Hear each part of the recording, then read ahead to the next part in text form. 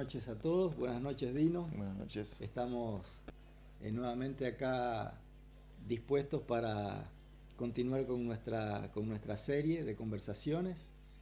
Hoy viernes 18 de marzo, continuando, ¿no?, con la temática que habíamos iniciado en la última conversación, que es acerca del Mesías, Así ¿no? es. Como hacemos de costumbre, vamos a tener una lectura bíblica y a invitar al Espíritu Santo para que nos acompañe y para que nos guíe. La lectura bíblica para esta noche la vamos a tomar del Evangelio según San Juan, el capítulo 17. Este es un pasaje muy conocido, pero que tal vez en esta conversación, Dino, cobre un sentido mucho más amplio del que generalmente nosotros le damos, ¿no? Evangelio según San Juan, entonces, capítulo 17. Vamos a leer el versículo 3. Dice así: y esta es la vida eterna. Está hablando el Señor Jesús. Esta es la vida eterna, que te conozcan a ti, el único Dios verdadero, y a Jesucristo, a quien has enviado. Amén. Importantes palabras del Señor Jesús, ya casi al final de su ministerio, ¿no? Bueno, con estas palabras vamos a inclinar, entonces los vamos a invitar a inclinar nuestros rostros para pedir la presencia y la dirección del Espíritu Santo. Querido Padre Celestial, te damos las gracias por este día sábado que iniciamos, por la oportunidad que nos das de estar dentro del tiempo que te pertenece y también de poder abrir tu palabra y encontrar allí verdades que llenan de esperanza, de seguridad, de paz nuestra vida. Te rogamos, Señor, que tu Espíritu Santo esté presente aquí con nosotros, junto a Dino, y también en el lugar donde está cada una de las personas que hoy, o quizás un poco más adelante, puedan asistir al video que quede grabado. Amén. Te pedimos, Señor, que sea Él quien dirija todo, que guíe nuestros pensamientos, nuestras palabras, y que nos eleve hasta el trono de la gracia. Te lo rogamos humildemente, en el nombre de Jesús. Amén. Amén. Bueno, y aquí estamos Gustavo Dorado, Dino Rosso, no somos pastores, somos siervos, laicos, el deseo de conocer más acerca de esto que estaba leyendo en la oración sumo sacerdotal de Jesucristo impresa en la Biblia en el capítulo 7 de Juan. Justamente lo que estamos haciendo es tratando de divulgar lo que nosotros conocemos, lo que nosotros vamos aprendiendo y compartirlo con otras personas, ¿no es cierto? Solamente la Biblia, por eso este ciclo se llama Conversemos a la luz de la Biblia. La emisión anterior la hicimos grabada, la del 4 de marzo, porque bueno, no podíamos estar en vivo los dos juntos, como estamos ahora, por eso se llama Conversemos, y no lo hacemos ni por Zoom ni por nada, lo hacemos en forma directa. Y en el caso de esta de hoy, sí la estamos emitiendo en forma directa, estamos transmitiendo en vivo para dos formatos. Uno es para dos plataformas diferentes. Una es Facebook, en la cual transmitimos realmente en vivo, y para YouTube, que la vamos a subir aproximadamente dentro de 1 hora y media, 2 horas, va a estar subida como un estreno en YouTube también. ¿Cómo nos van a encontrar? Conversemos a la luz de la Biblia, tanto en Facebook como en YouTube. Hay dos canales, en el caso de Facebook es un canal directamente, es una página, y en el caso de YouTube es un canal que tiene los videos nuestros subidos. Estamos transmitiendo desde el año pasado, comenzamos de esta manera. Bueno, y lo que venimos a traer acá es a compartirles la Biblia. Así que me gustaría que comencemos hablando un poquito, porque esta es la de hoy, es la presentación del Mesías, la segunda parte de la presentación del Mesías en cuanto a su ministerio terrenal, ministerio celestial, el ministerio sumo sacerdotal de Jesucristo. ¿Cuál es la misión o las misiones de Cristo aquí en la tierra? ¿Por qué Cristo vino y se hizo hombre? Bueno, y eso es lo que venimos a plantear en el día de hoy, ¿no es cierto? Con un horario ajustado, transmitimos aproximadamente 1 hora, en la cual vamos a hablar de esto. ¿Cuándo transmitimos? Los primeros y terceros viernes de cada mes. O sea que la próxima transmisión va a ser el primer viernes de abril, ¿sí? Así que comenzamos con esto en el día de hoy, que sería, ¿cómo explicamos esto que vos estabas comentando, Gustavito? Sí, este pasaje que acabamos de leer hace un momento es uno de los textos que tienen mucho uso, sobre todo en el ambiente cristiano, ¿no? Sí. Porque son palabras muy importantes, ¿no? Son palabras muy importantes. Y como decía al principio, mucho más, en un sentido mucho más amplio y más importante del que generalmente nosotros le damos, ¿no? Así es. Ahora yo quisiera leer un versículo que está un poco más adelante, digamos, para arrancar, ¿no? Como disparador para la conversación de Perfecto. hoy. Porque hoy, Dino, vamos a hablar, como ya vos mencionabas, de otro aspecto del tema del Mesías, ¿no? El ministerio terrenal del Mesías. En la conversación anterior hablábamos algunos aspectos generales, ¿no? Acerca de el Mesías en sí mismo, acerca de su naturaleza, ¿no? De su ser 100% divino, su ser 100% humano, ¿no? Y leíamos, explorábamos algunos... Que habla acerca del Antiguo Testamento sobre el Mesías. Exacto, buscábamos en la Biblia una cantidad de textos, hay muchos más, pero usábamos algunos que nos indican claramente la naturaleza de este Mesías que había sido anunciado desde la puerta del Edén, ¿no? Unos 6.000 años atrás casi.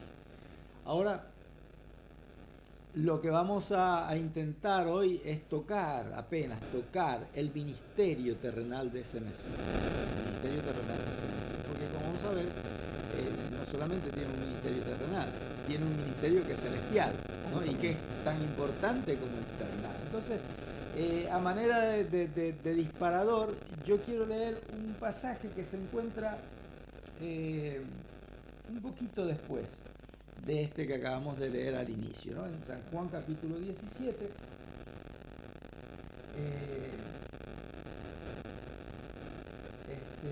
el versículo 4, el versículo siguiente, ¿no? Miren lo que dice San Juan capítulo 17, versículo 4. Sigue hablando Jesús, porque como mencionabas es una oración, ¿no? Dios está hablando a su Padre en favor de sus discípulos y de todos aquellos que iban a venir después, ¿no? De su partida, incluyéndonos a nosotros hoy en día. Dice el Señor Jesús hablando con su Padre: yo te he glorificado en la tierra, he acabado la obra que me diste que hiciese. Entonces es notable que el Señor Jesús está diciendo que ya había terminado la obra cuando aún ni siquiera había sido tomado prisionero para ser juzgado y luego ser ejecutado, ¿no? Crucificado. Siempre tomamos como que la obra se termina cuando Cristo resucita. Claro, en general nosotros pensamos que el Señor Jesús concluyó su obra en la crucifixión. Y eso es cierto, pero en un sentido. Y lo digo con total tranquilidad porque es Jesús mismo el que está diciendo acá, antes de que ocurra todo eso, dice: he acabado la obra que me diste que hiciese. Entonces la pregunta que surge inmediatamente es: ¿cuál obra? Porque la salvación del hombre no era porque todavía no había muerto. ¿Será que había otra obra que el Mesías tenía que hacer además de salvar al hombre? Y habíamos hablado en algún momento de eso, ¿no es cierto? Teníamos en principio dos misiones que tenía que cumplir Cristo. Y en algún momento le habíamos hablado la semana pasada en el que dijimos que Cristo no solamente había venido a salvar al hombre, había venido a resolver algo mucho más grande, ¿sí? Que se planteaba acá en la tierra. Sí, tal vez para contextualizar un poquito más esto que el Señor Jesús está diciendo, deberíamos ir un poco más atrás, bastante más atrás, ¿no? Porque es seguro que cuando Jesús estaba hablando de esto, había algo en su mente, estaba pensando en algo, ¿no? Y miren, yo los voy a invitar a ir al principio de todo, el libro de Génesis. Libro de Génesis.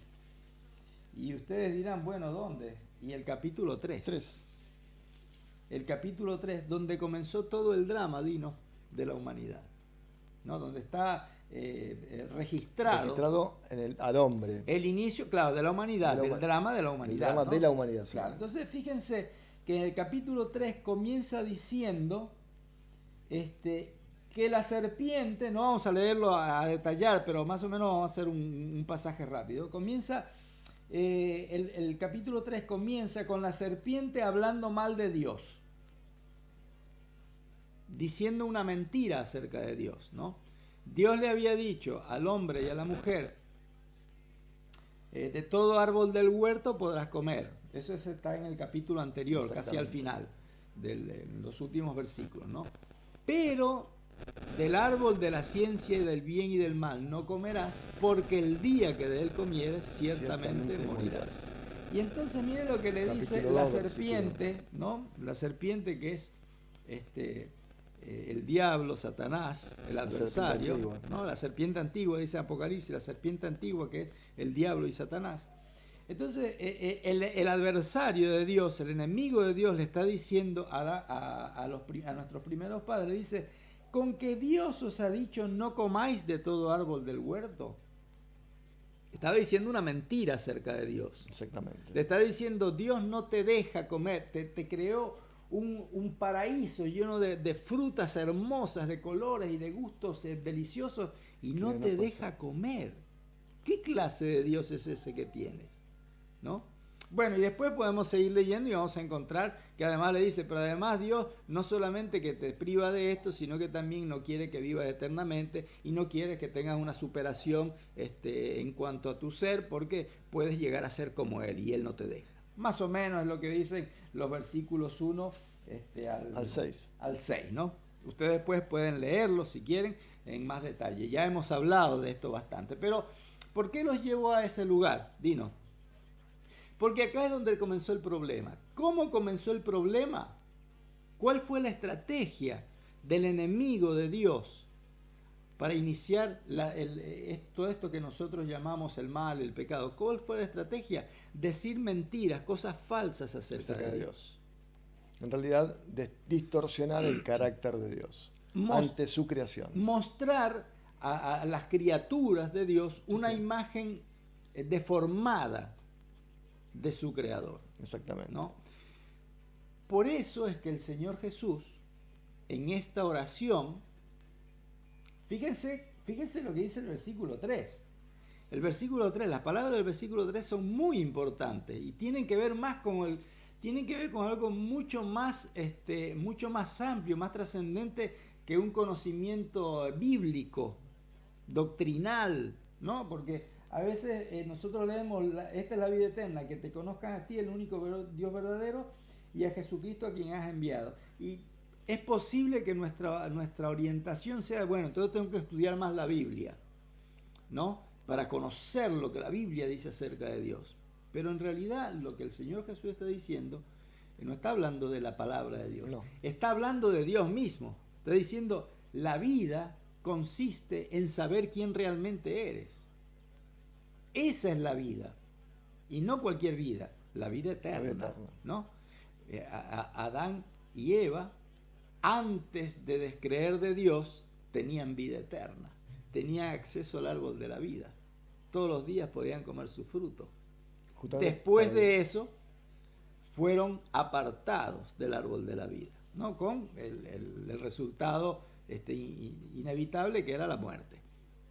Ahora, entonces, Jesús está pensando en esto cuando está diciendo estas palabras, y entonces dice nuevamente el versículo 4: yo te he glorificado en la tierra, o sea, yo he dicho la verdad de ti en la tierra, yo te he mostrado cómo realmente eres en la tierra, y entonces he terminado la obra que me diste que hiciese. En otras palabras, la misión principal, importante, central, abarcante, amplia de Jesús, del Hijo de Dios, al encarnarse en Jesús, era mostrar la verdad acerca del Padre. Es por eso, Dino, que cuando uno de sus discípulos le pregunta, le dice: Señor, muéstranos al Padre y nos basta. Sí. La respuesta de Jesús fue: Felipe, tanto tiempo he estado con vosotros y aún no me conoces. El que me ha visto a mí ha visto al Padre. Ha visto al Padre. justamente es un tema que es muy importante y revelador, porque la primera charla que tuvimos hablamos sobre el conflicto de los siglos, el conflicto cósmico, el conflicto y hablamos de dos, lo que estabas hablando vos, es a partir de la tierra, a partir del hombre, y es algo que viene a retrotraerse mucho antes todavía, en que lo habla Isaías 14 y Ezequiel 28. Son palabras que no son quizás para nosotros, para que estemos informados, pero no son de nosotros, sino que esto viene de mucho antes de que el hombre apareciese en la tierra. Y lo interesante es que no solamente se nos informa, sino que Cristo mismo viene acá a resolver como misión estas dos cosas. Una es rescatar al hombre del pecado y a resolver este conflicto cósmico que era mucho mayor, porque esto involucra a toda la creación. Si Cristo no resolvía el conflicto del pecado, ¿sí?, lo administrativo del pecado, toda la creación estaba en riesgo. Y es así. Claro, la tragedia de la humanidad fue digamos, un resultado. Un resultado. Del conflicto que surgió en otra parte del universo. Es como una muestra en una pizca, en alguna de la galaxia. Entonces, resolver nuestra situación únicamente no iba a resolver el problema más grande. No. Ahora, resolver el problema más grande inevitablemente traía como resultado resolver nuestro problema pequeño, nuestro pequeñito problema de nuestro mundo en el universo. Que para nosotros es del todo, es del 100% del problema. Para nosotros pero no podemos desconocer esto del gran conflicto, ¿no? Porque involucra muchas. Entonces tenemos varias cosas. Yo iba a decir dos nada más. Una es, así como en el concilio, en los dos concilios que aparecen en Job y en Primera de Reyes, en el cual se reúnen las criaturas, ¿no es cierto?, para ver quién tenía razón, si Cristo o Dios y Satanás. Acá lo está diciendo, que él vino a resolver ese conflicto primero, ¿no es cierto? Y hay otro tema, la naturaleza de este que vino a resolver no era cualquier naturaleza. Y vos hablaste de una palabrita que dice ahí, una palabra enorme, que es Jesucristo. Y revela en esa palabra las dos naturalezas de ese Mesías que iba a venir a resolverlo. Habíamos hablado de una preexistencia de Cristo en el Antiguo Testamento, pero Jesús es la parte humana, la parte que nació de mujer, la parte que vino al mundo a ser como uno de nosotros, y quien podía resolverlo, que era la parte divina, el Cristo, el Meshá, el Mesías, que venía justamente a buscar al hombre aquello que se había perdido.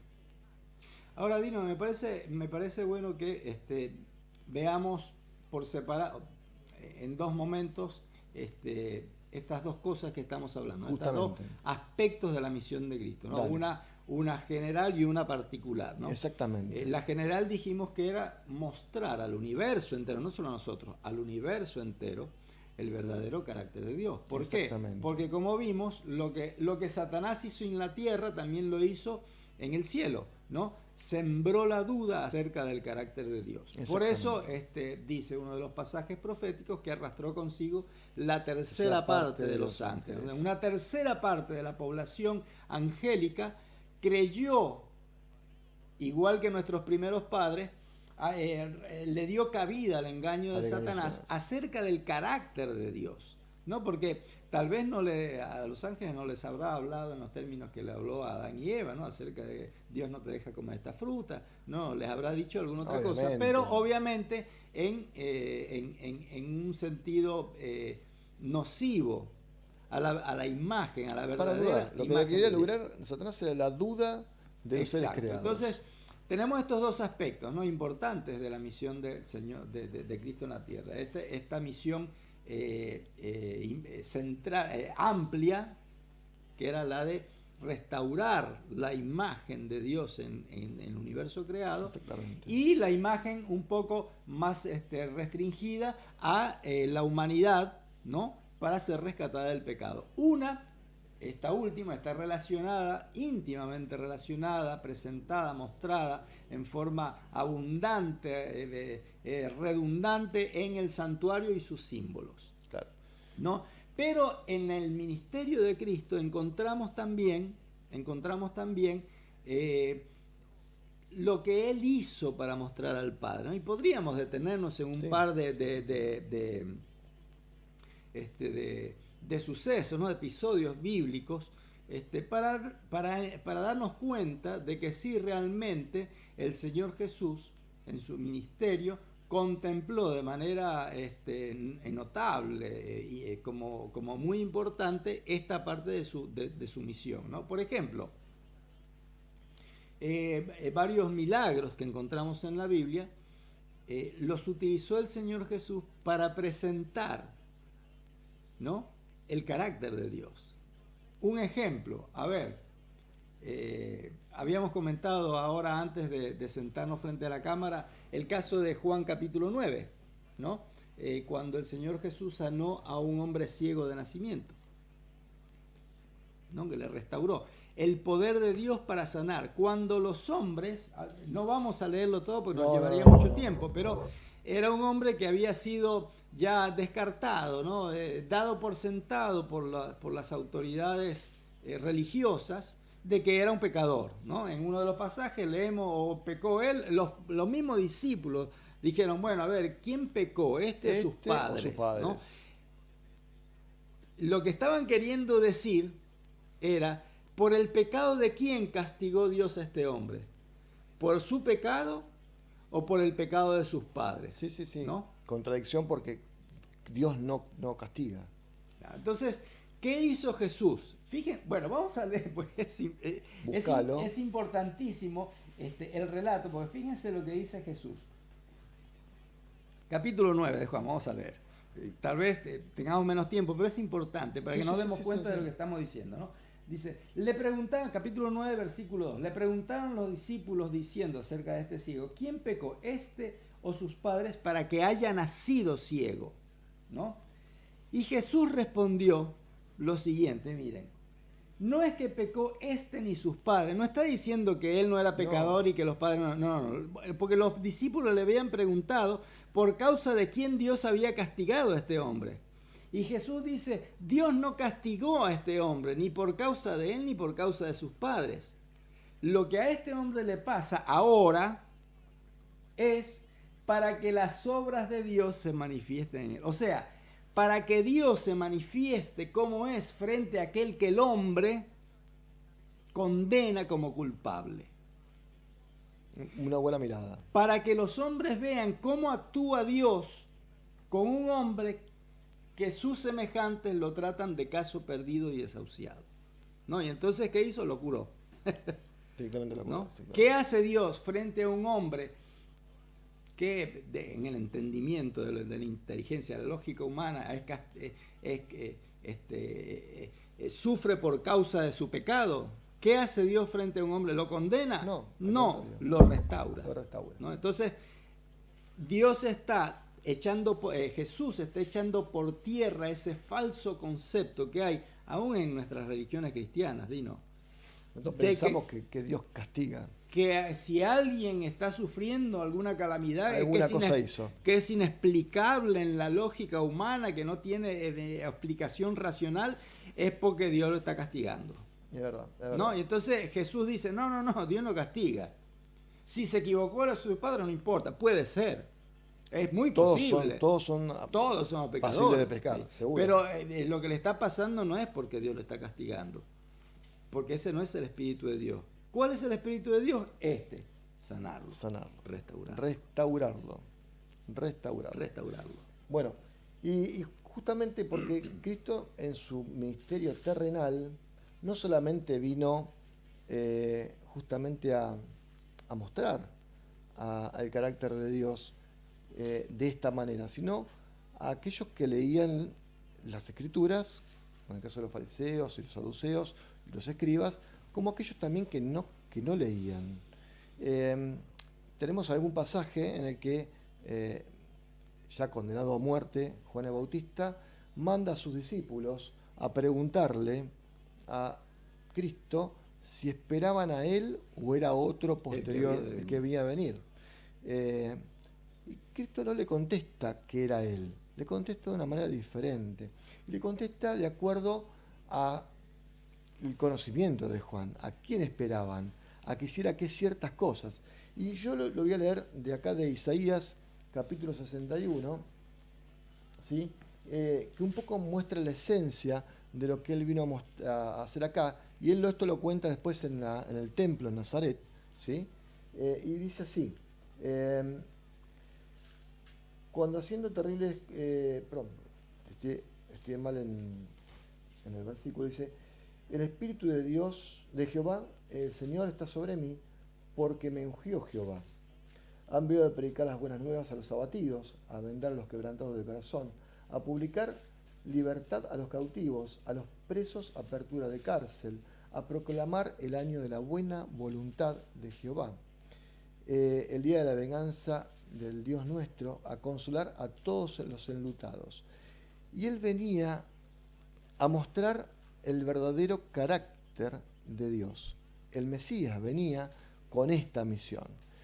Entonces surge, por ejemplo, no lo voy a leer ahora, pero en las bodas de Caná, que Cristo convierte el agua en vino. Ya digamos, entrada la boda duraban varios días, ¿sí? Se termina el vino. María, la madre de Jesucristo, la madre terrenal, le dice, a ver qué puedes hacer con esto. Entonces le dice él, mira, todavía no me llegó la hora. Pero bueno, lo que hace es preparar 12 jarras, las hace llenar de agua y las convierte en vino. Y cuando las convierte en vino, ahí le estaba diciendo al vulgo, a las personas que no leían, que no eran lectoras de la Escritura, sino que eran de la gente popular, que el Mesías, al cual esperaban, que era el dicho popular en la calle, venía a traer el mejor vino. Entonces, por eso el comentario después del anfitrión diciendo, ¿van a dejar el mejor vino para el final en vez de ponerlo al comienzo? Sabiendo esto, sabían que el que estaba haciendo esto era el que estaban esperando. Y él venía también a dimitificar esa cultura popular, ¿no es cierto?, de a quién esperaban. Y él vino a dar señales de que él mismo era el Mesías, era el que esperaban. Sí. Ahora, continuando, digamos, en esta línea, quiero mencionar un par de casos más. Dale.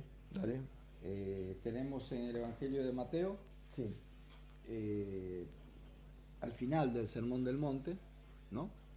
Dice, capítulo 8 de Mateo, dice que cuando descendió del monte, Jesús se encontró con un leproso. Sí. ¿No? Todos sabemos que, los que hemos leído, ¿no?, la Biblia, sabemos que la lepra en el tiempo de Jesús era considerada un castigo de Dios. Castigo de Dios por los pecados. Un castigo, digamos, final, capital, ¿no? Sí. Ya de eso no había retorno. No había retorno. Dios había desechado a ese hombre. Alguna cosa había hecho tan seria que había ofendido tanto a Dios que Dios lo había desechado, ¿no? Y lo había condenado a morir en vida, ¿no? Sí. Eso era lo que se creía. Indigno, esa enfermedad indigna. Al punto tal que un hombre con lepra tenía que alejarse de cualquier lugar donde hubiera... Tenía que irse de su casa, de su pueblo, de su familia y vivir en los desiertos, alejado. Avisando con una campanita. Y avisar, si veía inmundo. gente por ahí cerca, tenía que avisar que era inmundo para que la gente no se acercara. Exactamente. ¿No? Ahora fíjense que el relato, ¿no?, de esto, los primeros versículos del capítulo 8 dicen que cuando descendió del monte, y es interesante porque lo que hizo Jesús en el Sermón del Monte fue darle la dimensión correcta y elevar la norma de vida, ¿no?, desde la óptica de la voluntad de Dios. Habló acerca de un montón de cosas que tienen que ver con la conducta, ¿no?, y con la forma de conducirse de las personas.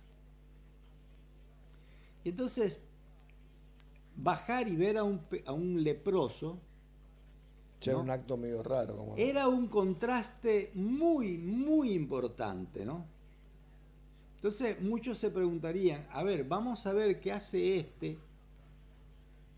después de hablarnos, de mostrar, ponernos una norma tan elevada, ¿qué hace frente a que es un pecador, declarado, comprobado por los sacerdotes, por los líderes religiosos? A ver qué hace. Debería consumirlo. Sí, y te quería comentar que justamente por qué venía el tema, porque la lepra tengo entendido, es una enfermedad que viene sobre todo por transmisión sexual, lo cual estaba muy íntimamente vinculado a una vida licenciosa. Por eso tenía mucho Sí, grado tenía de... muchas connotaciones, Mucha ¿no? connotación. El tema era que era la lepra era, lo llamaban, creo, dedo de Dios, ¿no? O sea, Dios había tocado a esa persona y la había marcado para el resto de sus días, que no iban a ser mucho porque la lepra era una enfermedad terrible. Sí. Hoy en día tiene cura, pero en esa época no tenía cura, así que era mortal, era fatal. Bueno, fíjense, y entonces baja el Señor Jesús y se acerca a un leproso que se postró delante de él, y Jesús, en lugar de salir corriendo o de exigirle que se fuera, como la ley exigía, lo tocó. Cosa que era impensado. No Eso. solo se quedó y aceptó su reverencia, sino que además lo tocó y después lo curó, ¿no? Entonces, ¿qué hace Dios frente al peor pecador? Lo recibe y lo restaura, ¿no? Cosa distinta a la que los líderes religiosos de esa época y muchos de esta época enseñan acerca de Dios. Exactamente. Otro caso similar es el de aquel paralítico que bajan por el techo porque no había forma de acercarse por la puerta, por la ventana, porque el lugar estaba lleno de gente. Los que estaban ahí delante, cerca de Jesús, escuchando, eran... la primera línea. La primera línea eran fariseos y dignatarios religiosos, ¿no? Sí. Importantes, personajes importantes de la comunidad judía de ese lugar, o quizá de Jerusalén también, porque dice que venía gente de otros lugares y de Jerusalén, porque lo perseguían a Jesús para espiarlo. Y entonces, bajan a este hombre paralítico. También la parálisis al estado de este hombre era considerado un castigo de Dios. Un castigo de Dios, ¿no? Y entonces, ante la sorpresa y la repulsión de los líderes religiosos, Jesús, esto está en el Evangelio según San Lucas, sí, el capítulo 5, ustedes después pueden leerlo, no vamos a leerlo todo, pero dice el versículo 20, que las palabras que Jesús le dirigió a este hombre fueron: tus pecados te son perdonados. Ni el sacerdote, ni el sumo sacerdote, ni ningún líder religioso le había asomado la posibilidad de recibir un perdón. Al contrario, lo habrían proscripto, lo habían condenado, lo habían desahuciado. Sí, ¿no? Sí. Pero Jesús, en representación de Dios, y lo digo a propósito porque el primer pensamiento de los religiosos que estaban presentes dijeron: ¿quién es este para perdonar pecados? ¿No? Y entonces dice el versículo 21, ¿quién puede perdonar pecados sino solo Dios? ¿No? Y es interesante porque ellos mismos estaban sentados frente a la evidencia. Dios les estaba diciendo: bueno, ¿saben cómo es Dios? Perdona pecados. Entonces, en ese momento Jesús estaba dando testimonio de su Padre, diciendo la verdad acerca de Dios. No era como creían, que Dios desahuciaba a las personas que se equivocaban y los proscribía y les negaba el perdón, sino que al contrario, los recibía a los que acudían a Él y les perdonaba sus pecados. Pero no solamente eso, sino que en el caso que estás hablando vos, hace una doble restauración. Porque la persona estaba desahuciada, ya no tenía, lo hemos hablado antes de la charla, en este caso, el tipo no tenía más posibilidad ni esperanza. Lo que le habían robado los sacerdotes era la posibilidad de esperanza, de esperar algo. Él solamente tenía que dejarse morir. Pero sus amigos tenían esperanza en que venía. Porque tenía dos restauraciones. Una era la primera, la más importante, la espiritual. Porque tenía la esperanza de que en algún momento él podía estar restaurado espiritualmente y en relación con su Creador. Y la segunda fue lo físico, quizás la más evidente, la que más saltaba a la vista, ¿sí? Pero le daba una doble esperanza también eso. Una es que se mostraba de que había sido perdonado, y lo segundo, que le daba una independencia del resto de las cosas, cosa que no tenía hasta ese momento. Él dependía de sus amigos para poder movilizarse. Sí, y entonces hagamos un repaso. ¿Qué es lo que Jesús mostraba acerca de Dios? El carácter. Que era perdonador, Sí. que no rechazaba al pecador, que restauraba, que sanaba. Y hay otra parte que es importante también, que tiene relación con la condena, ¿no? Porque muchas veces Dios es presentado como un ser que condena, ¿no? Y entonces tenemos, por ejemplo, ahora sí no lo vamos a buscar porque seguramente todos van a recordar, el caso de la mujer adúltera que fue llevada Sí. delante de Jesús Que iba a ser apedreada. para que sea apedreada. Los fariseos, en un juego doble, estaban buscando, provocando, digamos, a Jesús, porque la ley de Moisés decía que estas mujeres debían ser apedreadas, ¿no? Sí, Y entonces, hay un fallo de procedimiento también en eso, ¿no? Justamente. sí, podemos hablar mucho de eso, pero lo importante es que al final todos se fueron, quedó Jesús solo con la mujer, y Jesús le preguntó a la mujer, a ver, ¿dónde están todos estos que te estaban acusando? ¿Alguno te condenó? Y entonces la mujer miró y dijo, no, No queda ninguno. no queda ninguno. Entonces Jesús le dijo, yo tampoco te condeno. Yo tampoco te condeno, ¿no? Y entonces los quiero llevar inmediatamente al Evangelio según San Juan, capítulo 3. También palabras de Jesús. Capítulo 3. El versículo 16 es muy conocido por todos, ¿no? Porque Dios amó. Fíjense cuál es la introducción, ¿no? Dice, Dios amó de tal manera al mundo, que dio a su Hijo ¿no? Estamos unigénito. diciendo, Dios te ama, no es como te dicen que es, sino que Él te ama, y te ama tanto que entregó a su Hijo en favor de vos. Y entonces, si a alguno le quedaba duda, el versículo 17 aclara un poco más o amplía un poco más esa declaración del versículo 16 y dice, porque no envió Dios a su Hijo al mundo para condenar al mundo, sino para que el mundo sea. Entonces, cuando Jesús le dijo a la mujer, yo no te condeno, en realidad le está diciendo, Dios no te condena. Pero entonces ahí surge para los humanos, nosotros, ¿por qué aparece la figura de la destrucción final para los pecadores? Bueno, eso es algo muy interesante que va a llevar un buen tiempo lo vamos a comentar más adelante, así que síganos. Pero por ahora estamos viendo claramente que Jesús estaba presentando el verdadero carácter del Padre. ¿Y cuál es el verdadero carácter del Padre? Un Padre perdonador, un Padre sanador, un Padre que no rechaza, un Padre no condenador. Hay dos palabras que no aparecen en estos dos versículos de 3.16 y 3.17 de Juan, que son ni venganza, ¿sí? Ni represalia, o podríamos decir, ni castigo, ¿sí? El castigo está asociado a una acción que lleva una voluntad propia y una satisfacción propia, como la venganza. En ninguno de estos dos pasajes está, inclusive, la orientación de estos dos pasajes es, aunque yo, por Dios, ¿no? Aunque yo tenga que sufrir, yo te voy a tratar de salvar. Aunque yo sufra, el Creador sufra, yo te voy a tratar de salvar. Y es lo que surge acá. Ni aunque hagas lo que hagas, te voy a dejar solo. ¿No es cierto? Y entonces, podemos seguir hablando acerca de esto, ¿no? Pero se nos está terminando el tiempo. Y faltan unos minutos todavía. Y queríamos dedicar también unos minutos al otro aspecto de la misión de Cristo, ¿no? Sí.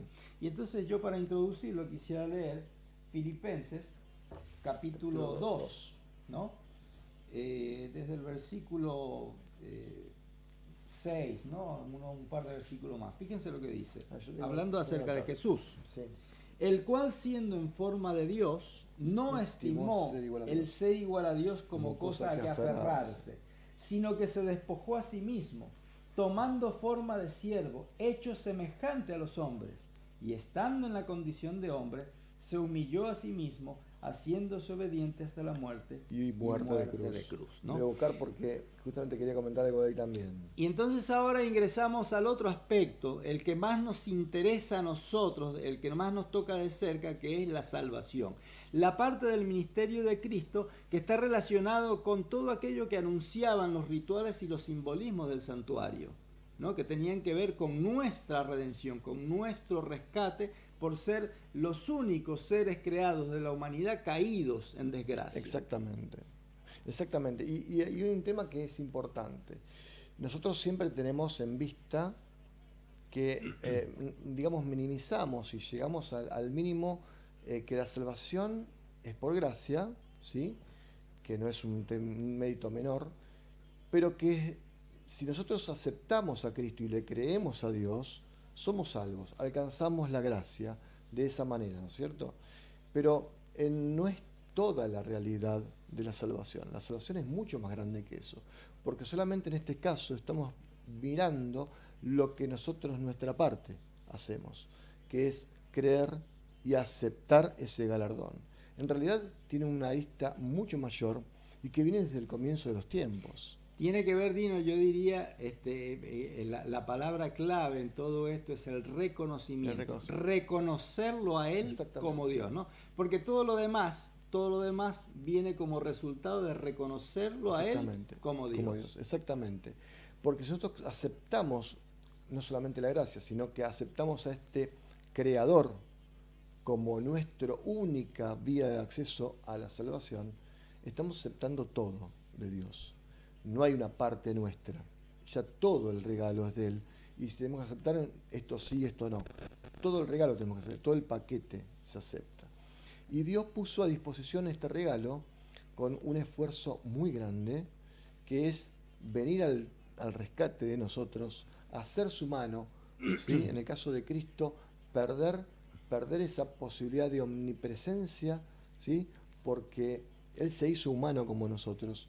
No solamente en el sentido de sentir, se limitó a un cuerpo físico. Se limitó a un cuerpo físico, lo cual Él experimentó como nosotros voluntariamente, como dice Filipenses, voluntariamente. No es que perdió su atributo de omnipresencia, claro, sino que Él voluntariamente decidió someterse a los límites. Por eso cuando en algunos pasajes, en algunos textos dice que Dios le dio el cetro, ¿sí? En el caso de Hebreos, Dios le dio el cetro, lo puso a su derecha. No es que ahí en más Cristo es Dios. No. Cristo es Dios porque Él descendió del cielo, como dicen nuestros pasajes. Se hizo hombre, o sea, se hizo inferior, inclusive menor que los ángeles, como dice el libro de Hebreos, parafraseando el capítulo 8 de Salmos. Se hizo hombre, se redujo a ser hombre, para que después Dios le vuelva a dar la gloria, como también lo habla en la oración sumo sacerdotal del capítulo 7 de Juan. Él se hizo, como decía nuestro amigo Osvaldo, se anonadó, se hizo nada por nosotros. Se hizo nada por nosotros para poder rescatarnos. Sí, y antes de seguir avanzando, yo quería volver un poquito sobre un concepto que mencionamos al principio, ¿no? Al principio de esta otra parte. Es acerca del reconocimiento, ¿no? Sí. De Dios. Porque ¿Satanás cree que Dios es poderoso? Sí. ¿Satanás cree que Dios existe? Sí. ¿Satanás sabe cómo es Dios? Sí. Sí que sabe. Pero no lo reconoce. No lo reconoce. No lo reconoce. Entonces, digamos, la palabra clave en todo esto es el reconocimiento de Dios como tal, como Dios. Como lo es. Ahora, cuando yo reconozco que alguien es Dios, y bueno, todo lo demás viene como resultado. El énfasis que ponen algunos en la obediencia y estas cosas, no es nada más que un resultado, ¿no? De reconocer la superioridad, la soberanía, el poder, la gloria, la omnisciencia, la omnipresencia, la eternidad de Dios. Es un resultado. La obediencia y un montón de cosas más. Es reconocerlo, inclinarse hacia Él o enfrentarlo. Yo recuerdo en el pasaje que habíamos comentado, en uno de los sucesos en el cual hay un concilio, que es en Primera de Reyes, capítulo 11, en el cual Dios permite que Satanás haga que Micaías, que le mientan al rey, en ese momento que era Acab.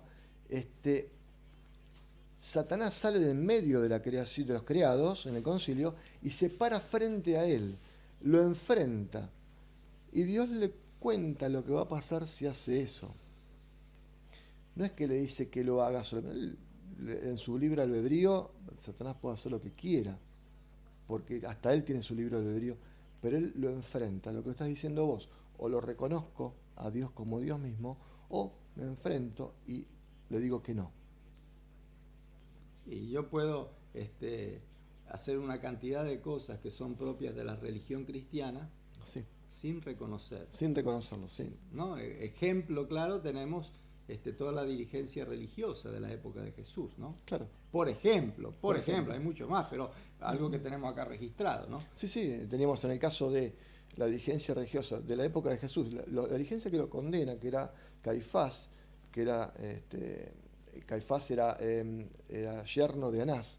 Estaban puestos por Tiberio, ¿sí?, como sumos sacerdotes, y ellos mismos eran saduceos y no reconocían la resurrección. El poder de Dios para resucitar. Fíjate el detalle tan importante, que no creían en ese poder de Dios para restaurar al hombre muerto. Sin embargo, eran sumos sacerdotes. Y sin embargo eran sumos sacerdotes, ¿no? Bueno, entonces, Dino, volviendo otra vez a esta parte, mejor dicho, retomando esta parte de el ministerio en favor de la humanidad caída de Cristo, ¿no? Que decíamos que estaba representada en el en los servicios del santuario. Exactamente. En los servicios del santuario encontramos tres instancias importantes, ¿no? Una es la de la víctima, ¿no? El sacrificio. El sacrificio, sí. ¿No? Cuando Juan el Bautista vio a Jesús acercarse, exclamó: este es el Cordero de Dios. El Cordero de Dios. Cuando estaba hablando Cordero, todos los que estaban ahí entendieron de qué estaba hablando. Sí. ¿No? Era la víctima inocente que moría por el culpable, ¿no? Y es algo que quería aclararte también, que es importante. Nosotros asociamos el santuario con la religión judía o con la religión hebrea, y en realidad no lo es. Esto viene de... Es universal. Es universal y viene desde antes de Abraham. Desde antes de Abraham, inclusive. Abraham, que era hebreo, pero no era israelí, porque todavía no existía el israelí. Noé, Caín y Abel no eran hebreos. Adán y Eva seguramente. Adán y Eva, pero tenemos la primer sacrificio lo tenemos con Caín y Abel. Ya en esa época había sacrificios. Obviamente hoy no lo necesitamos, porque el sacrificio ya estuvo hecho, ¿no es cierto?, el definitivo. Podemos ir al libro de Hebreos y encontrar una presentación de Cristo, una explicación majestuosa, tremenda y exhaustiva, digamos, ¿no? de ese aspecto del ministerio de Cristo, ¿no? El de víctima, el de cordero, ¿no? El de sustituto, de sustituto inocente muriendo en lugar del culpable. Entonces, una parte importantísima del ministerio de Cristo en favor nuestro es esa, el de tomar el lugar de la víctima, o sea, tomar el lugar de nosotros. Después hay otra instancia en los servicios representados y figurados, mostrados por los servicios del santuario, que es la instancia de la intercesión, ¿no? El sacerdote tomaba la sangre, que era en símbolos, cargaba con el pecado que había sido confesado sobre esa víctima, ¿no? Y entonces los presentaba delante del trono de Dios. Exactamente. ¿No? Del trono de Dios, que era un trono de juicio, ¿no? Y entonces esta tarea la hacía el sumo sacerdote en los símbolos del santuario. En la realidad, Cristo es el sumo sacerdote. Cuando Cristo ascendió, fue a interceder. Fue a presentarse al Padre para interceder por nosotros. Y de esto tenemos un detalle importante, porque sabemos cuándo comenzó el periodo de intercesión y cuándo comenzó la siguiente función. Exactamente. Lo interesante, Dino, que es importante notar, es que las funciones del ministerio de Cristo terrenal no son separadas. No comienzan y terminan, sino que se van sumando, se van añadiendo, ¿no? La instancia de la intercesión no anula la instancia previa de la sustitución en el sacrificio. Exactamente. Entonces, nosotros teníamos hasta 1844, de acuerdo a las profecías del libro de Daniel, teníamos un intercesor que además de intercesor seguía siendo víctima en favor de nosotros. Exactamente. ¿No? Y entonces después viene la otra instancia que presenta el simbolismo del santuario, que es la instancia del juicio, ¿no? Y entonces ahora, a partir de 1844, dice el libro de Daniel que vio un trono, que el juez se sentó y los libros fueron abiertos. Es un juicio. Bueno, a partir de 1844 nosotros entendemos que se está llevando a cabo un juicio en el cielo de todos los seres humanos, comenzando, dice la Biblia, por los muertos, claro, ¿no? Y terminando por los vivos, obviamente. Ahora, ¿y quién es el juez? ¿Quién es el juez?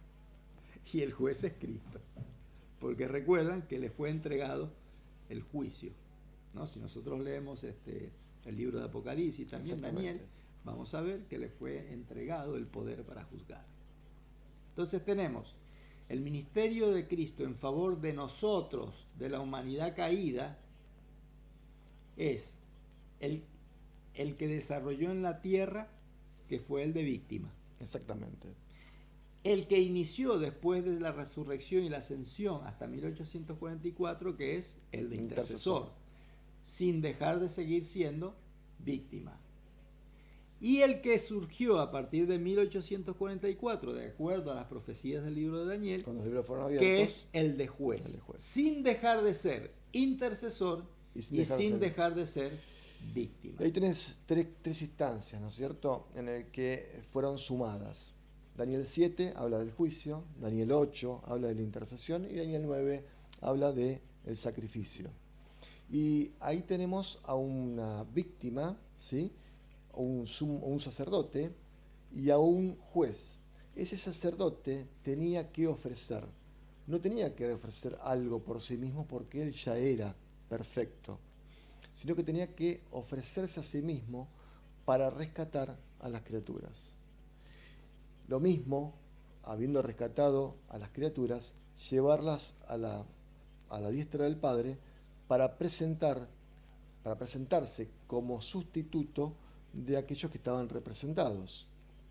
Y en este juicio, no solamente, luego lo vamos a hablar después, pero las características de este juicio, quiénes son los juzgados, quiénes son los que miran el juicio, quiénes son los que toman participación en el juicio, lo vamos a ver.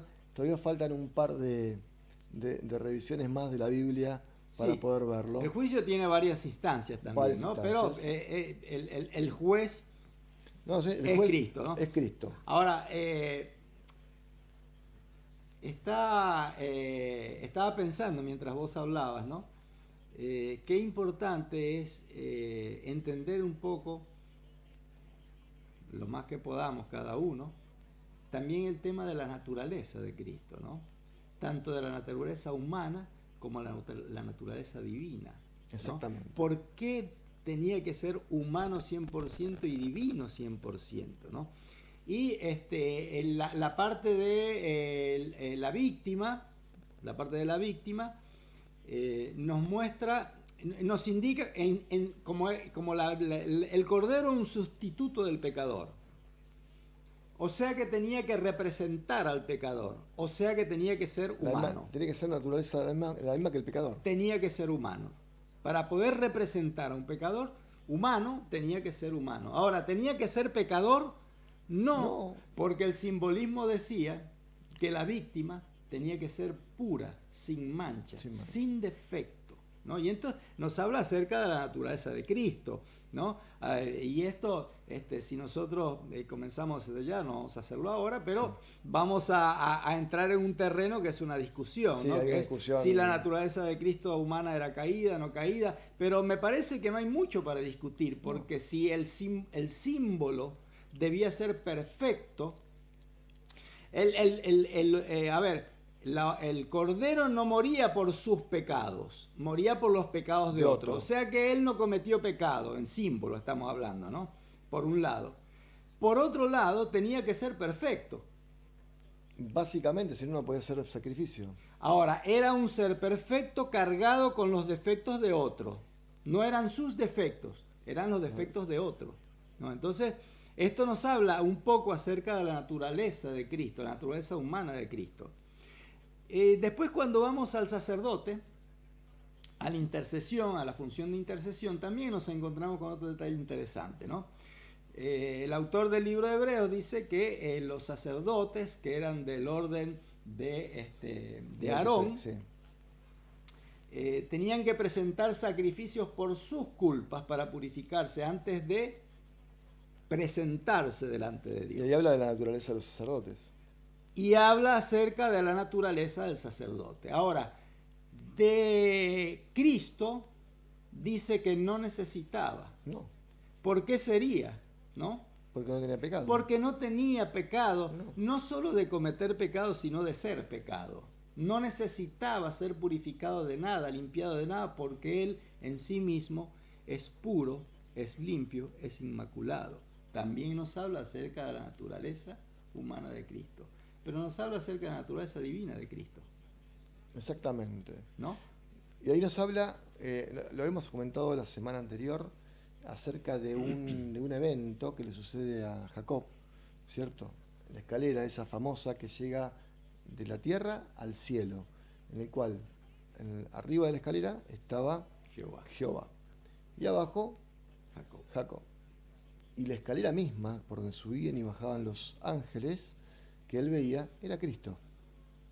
Al iniciar su ministerio, al pequeño grupo de discípulos que inició, les dijo, de ahora en adelante, creo que es el Evangelio de Juan, veréis los cielos abiertos y a los ángeles subiendo y bajando sobre el Hijo del Hombre. Sobre el Hijo del Hombre. Estaba hablando de él. Él era la escalera. Él era la escalera. Y la escalera tenía una particularidad.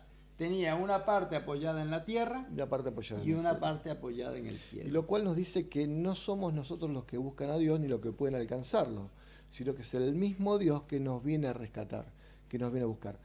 Si vino a la tierra, ¿quién era ese ser que venía a buscarnos? Por otro lado, Dino, esto podemos entenderlo también de esta forma. La parte que tocaba la tierra era la parte humana del Mesías. Claro. Y la parte que tocaba el cielo era la parte divina del Mesías. De hecho, dice otro pasaje que él descendió del Padre a la tierra para hacerse humano. Y que por eso vuelve a ascender, lo habíamos dicho al comienzo. Él descendió del cielo mismo, de la presencia del Padre.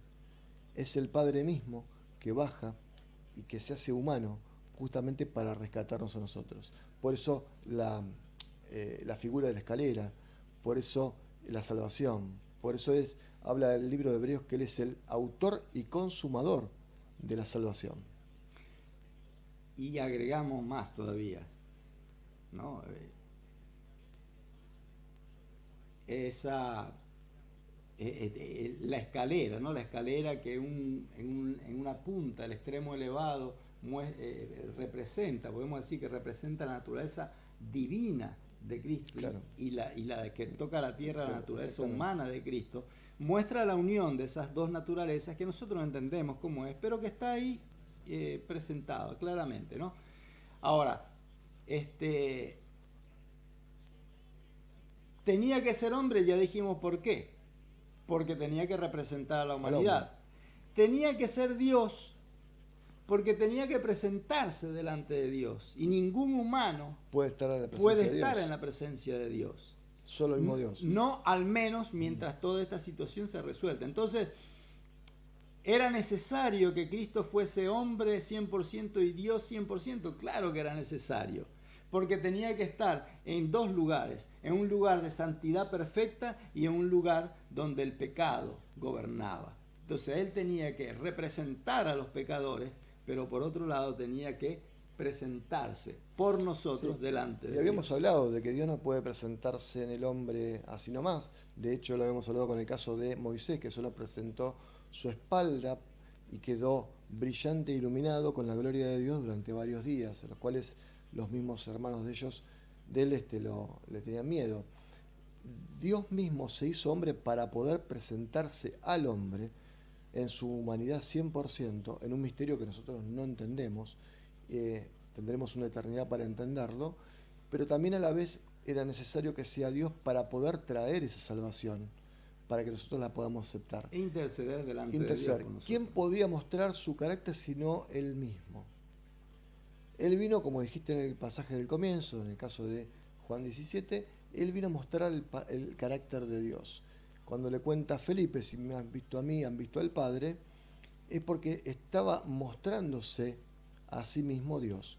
Cuando se dice hijo de hombre ante Caifás, le está diciendo que él era Dios. ¿Por qué? Porque hijo de hombre significa con semejanza a hombre, pero es una naturaleza divina con semejanza de hombre. Por eso Caifás se rompe las vestiduras, porque él tenía que mostrarse totalmente humano, siendo que era de naturaleza divina. También Totalmente divina. Y la última instancia, digamos, la del juez. La del juez. La del juez, ¿no? Estamos en horario, pero dale. ¿Qué ser en el universo puede ser un juez justo? Y bueno, solamente Dios. Solamente Dios. Solamente Dios, ¿no? Entonces, en su función de juez, Cristo necesita de su naturaleza divina.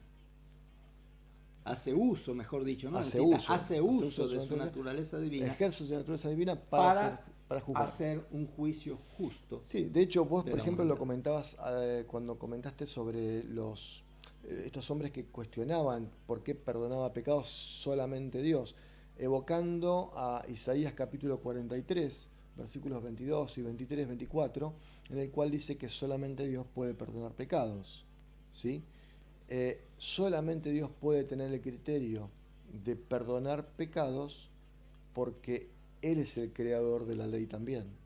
Solo Él puede decir si está bien, si cumple, si alcanza o si no alcanza la gracia.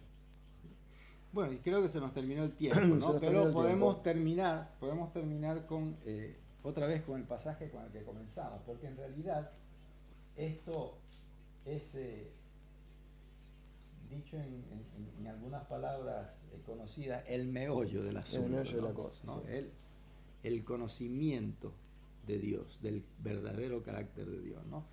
Y podemos terminar nuevamente con San Juan capítulo 17, versículo 3, ¿no? Y esto lo dejamos como tarea, Sí. ¿no? Para la casa.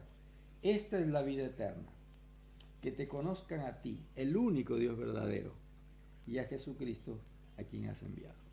Amén. Bueno, hagamos una oración para terminar. Y bueno, y para la próxima vamos a hablar sobre el tiempo entre que Cristo ascendió y la segunda venida. Un tema interesante porque habla de ese tiempo en el que nos involucra a nosotros también. ¿Qué sucede durante ese tiempo? Y a nosotros nos involucra también, como pueblo esperando la segunda venida. Hagamos una oración para terminar. Padre nuestro que estás en el cielo, te agradecemos, Señor, por estas enseñanzas. Te pedimos entender más acerca de tu carácter, parecernos más a ti, Señor, poder estar comunicando a otros acerca de tu verdadera naturaleza perdonadora y misericordiosa, Señor. Te pedimos que tú nos bendigas y bendigas este ministerio y te pedimos, Señor, que tú nos des la sabiduría para poder entregar otra vez este evangelio que es tuyo. En nombre de Cristo Jesús. Amén. Amén. Amén. Bueno, Dios los bendiga. Saludos a todos y que Dios los bendiga. Gracias por acompañarnos.